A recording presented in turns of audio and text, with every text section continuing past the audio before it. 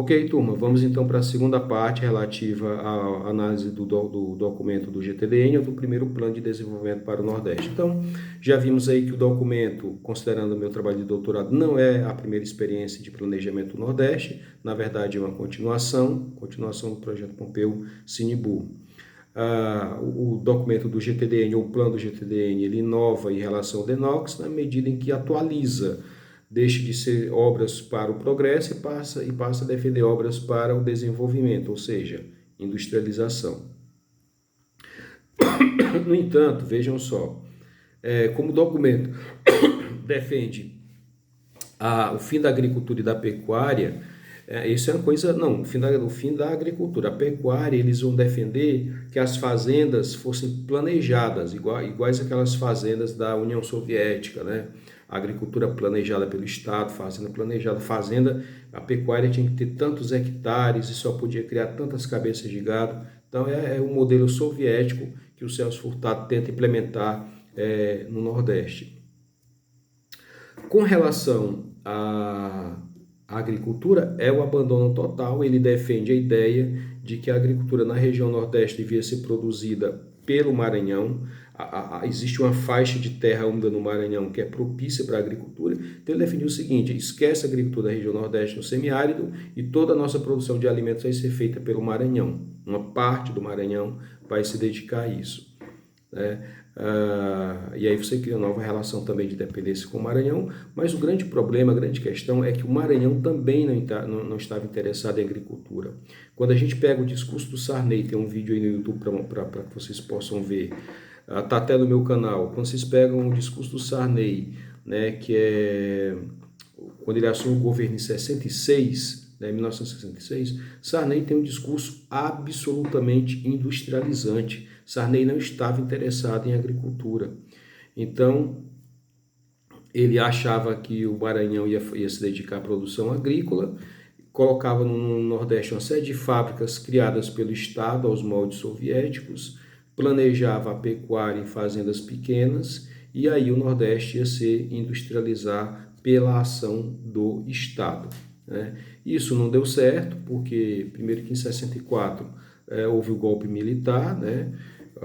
Os militares assumiram o poder e os militares, em parte, apesar de terem assumido o poder e apesar de tudo, os militares implementaram uma parte do plano do Celso Furtado, que culminou com a criação do Banco do Nordeste e que culminou com a criação da Sudene, né? O Banco do Nordeste foi criado com a função de financiar os projetos de industrialização da Sudene, né? Eles criaram, né, o Celso Furtado, o pessoal, as elites do Nordeste, criaram o FINO, que era o Fundo de Financiamento do Nordeste, em que eles passam a pegar a parte do imposto de renda da pessoa jurídica das empresas do Brasil todo, formam um fundo para financiar a industrialização do Nordeste, empresta dinheiro para algumas pessoas do Nordeste, alguns empresários, para implementarem plantas industriais, né? Foi assim que surgiu o Moinho M. Dias Branco, né? A Coca-Cola deve ter pego dinheiro também, várias empresas privadas que surgiram, financiadas pelo FINO.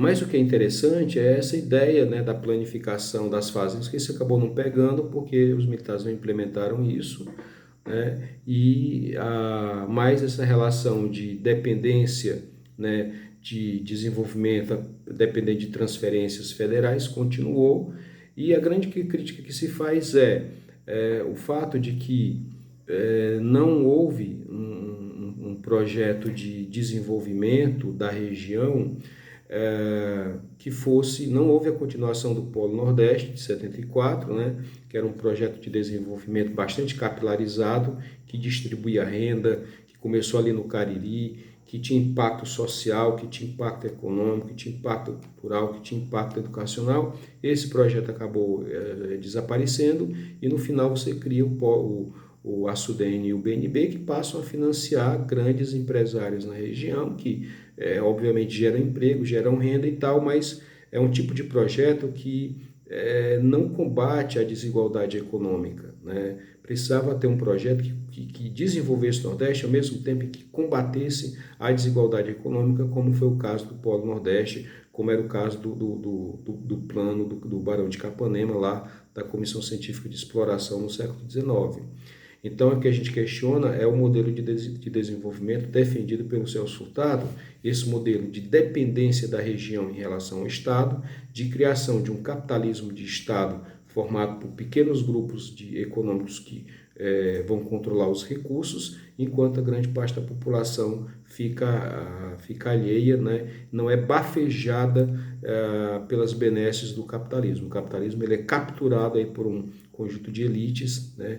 E que isso termina gerando desigualdade. Esse é o modelo do Celso Furtado, esse é o modelo do nacional desenvolvimentismo, que vai defender, primeiro, como eu disse antes, o abandono da agricultura, tinha que ser transferida lá pelo Maranhão, vai defender a industrialização, uma planificação soviética de fazenda de gado, né, e essa permanente dependência do desenvolvimento em relação ao Estado. Então, o Polo Nordeste, que é uma aula que depois a gente vai conversar aí, o Polo Nordeste era um projeto diferente, era chamado Capitalismo no Campo, teve um impacto gigantesco lá no Cariri, e a diferença é que o capitalismo ele passa a ser de todos passam, né, os mais pobres, os mais necessitados de aumentar a renda, passam a participar do capitalismo, é o capitalismo no campo, diferente do projeto Celso Furtado, que terminou, através do documento GTDN, privilegiando meia dúzia de elementos que, como eu disse, embora gerem emprego e renda, promove esse processo de desigualdade econômica na região. Então, o documento está aí, é um documento que se enquadra no que a gente chama de plano tradicional de desenvolvimento, porque tem duas partes, um diagnóstico e um plano de ação.